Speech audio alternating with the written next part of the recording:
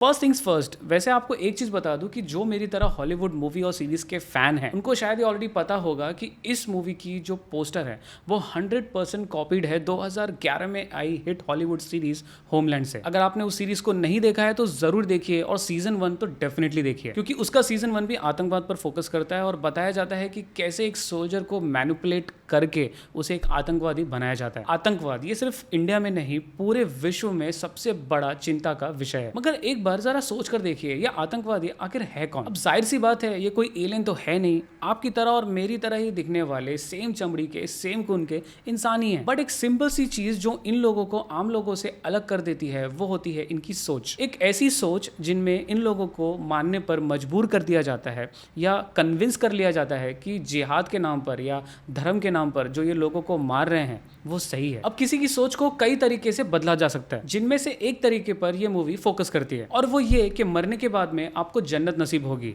और एक नहीं, दो नहीं, 72 हुरे यानी कि 72 वर्जिन्स आपकी पर्सनल सेवा के लिए हाजिर होंगी। ऑफ कोर्स ये कहीं सुनी बातें ही हैं, इन्हें आज तक प्रूव नहीं किया गया है और शायद ही ये कभी प्रूव हो सकता है, क्योंकि मरने के बाद में क्या होता है ये किसी को नहीं पता। बट चलिए एक बार के लिए मान लेते हैं कि इन 72 हुरों का कॉन्सेप्ट सिर्फ और सिर्फ आपको बेवकूफ बनाने के लिए है। तो होगा ये कि 72 हुरों के चक्कर में आप अपने आप को मार लेंगे, वो भी दर्दनाक तरीके से। और क्या हो अगर 72 हुरे मिलने के चक्कर में आपकी आत्मा धरती पर ही भटक रही है अनंत काल तक। यहीं पर हमारी मूवी 72 हुरे आती हैं, जिसके ट्रेलर में अगेन यही दिखाया गया है। अगेन इस ट्रेलर को आप यहाँ आई बटन पर क्लिक करके देख सकते हैं। और इसी ट्रेलर को लेकर भैया बहुत रिसेंटली बवाल हो चुका है, क्योंकि इस मूवी में साफ साफ ये बताया गया है कि भैया सुसाइड बॉम्बिंग और कुछ नहीं, बल्कि बहुत ही अच्छे बेहतरीन तरीके से आपको बेवकूफ बनाकर आपका ब्रेन वॉश कर दिया गया है। और वो भी इसीलिए ताकि आप किसी और का घिनौना काम कर सके, वो भी अपनी जान देकर दर्दनाक तरीके से। 72 हुरे को डायरेक्ट किया है संजय पूरन सिंह चौहान ने, जो कि 2021 में आए 83 मूवी के राइटर भी रह चुके हैं। और गोरखा नाम की मूवी जिसमें अक्षय कुमार लीड रोल में है,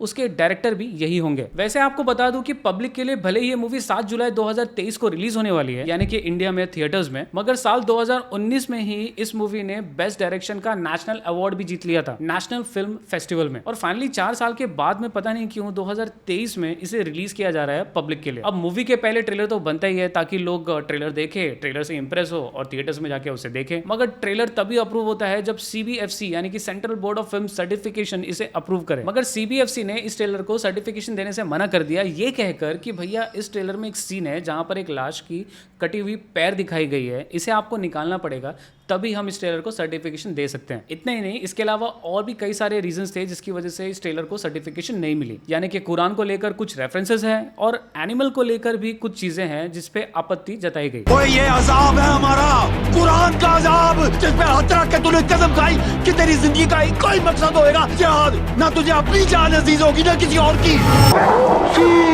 अब इस बात पर मूवी के को प्रोड्यूसर ऑब्वियसली जिन्होंने इतना सारा पैसा लगाया यानी कि अशोक पंडित जी भड़क उठे और उन्होंने अपनी स्टेटमेंट में ये कहा कि जब पूरी की पूरी मूवी को सीबीएफसी ने सर्टिफिकेशन दे दिया है तो उसी फिल्म के हिस्से से बनी हुई एक ट्रेलर को सर्टिफिकेशन क्यों नहीं मिल रहा है, और ऐसी मूवी के ट्रेलर को सर्टिफिकेशन क्यों नहीं मिल रहा है जिसे नेशनल अवार्ड मिल चुका है। आई मीन मैं भी सोच रहा हूँ सर्टिफिकेशन क्यों नहीं मिला। जो पैर का शॉट है उन्होंने बोला ये निकाल देने के लिए, जो फुट है ब्लास्ट का जो सीक्वेंस है उसमें जो पैर का शॉट है उसमें वो निकाल दीजिए।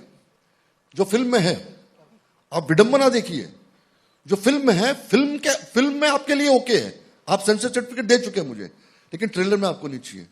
दूसरा उन्होंने बोला कि कुरान का एक शब्द है इसमें, उसको आप निकालिए, तो फिल्म में भी है।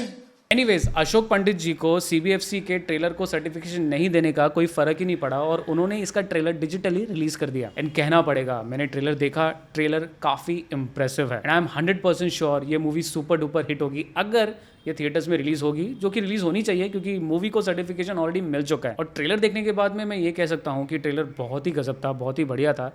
जो टॉपिक यूज़ किया गया है ट्रेलर में वो बहुत ही बढ़िया है, लोगों को जागरूक होना चाहिए उस टॉपिक को लेकर। अब हम जब मूवी देखेंगे तो ही हमें पता चलेगा कि भाई मूवी एक्चुअल में कैसी है, क्योंकि आदि पुरुष में भी हम कुछ और ही एक्सपेक्ट कर रहे थे, हमें कुछ और ही मिल गया। वैसे जहाँ तक मैं जानता हूँ ऐसा पहला इंसिडेंस होगा जहाँ पर ट्रेलर को सर्टिफिकेशन नहीं मिला लेकिन मूवी को सर्टिफिकेशन मिल गया, अवार्ड मिल गया, सब कुछ मिल गया। कोई और मूवी के साथ में ऐसा हुआ है, आपको पता है तो प्लीज़ कमेंट में ज़रूर बताएं। वैसे एक और चीज़ है, मैं भी ये सोच रहा था कि 2019 में ये मूवी बन गई थी, नेशनल अवार्ड जीत गई थी, तो 4 साल तक क्यों वेट किया गया इस मूवी को पब्लिक को दिखाने के लिए? आई मीन डायरेक्टर या प्रोड्यूसर्स रियली चाहते हैं कि लोगों तक एक अच्छा मैसेज पहुंचे इस मूवी के थ्रू, या फिर द कश्मीर फाइल्स के बाद में, द केरला स्टोरी के बाद में ये मूवी आ रही है अभी, और ये मूवी भी तब रिलीज होने जा रही है जब केरला स्टोरी ऑलमोस्ट थिएटर से निकल चुकी है एंड शॉकिंगली कोई भी OTT प्लेटफॉर्म उसे खरीदने के लिए तैयार ही नहीं है। अगेन उसकी तो एक अलग ही कंट्रोवर्सी थी। मगर आपको क्या लगता है ट्रेलर देखने के बाद में कि क्या CBFC को रियली ट्रेलर को सर्टिफिकेशन नहीं देना चाहिए था या दे देना चाहिए था? तो दोस्तों ये थी हमारी राय इस लेटेस्ट इशू को लेकर, इस मूवी के ट्रेलर को लेकर। उम्मीद करता हूं कि आपको वीडियो इन्फॉर्मेटिव लगा होगा। अगर लगा है तो प्लीज वीडियो को लाइक करें, चैनल को सब्सक्राइब करें। अंत तक वीडियो देखने के लिए धन्यवाद। Stay home, stay safe.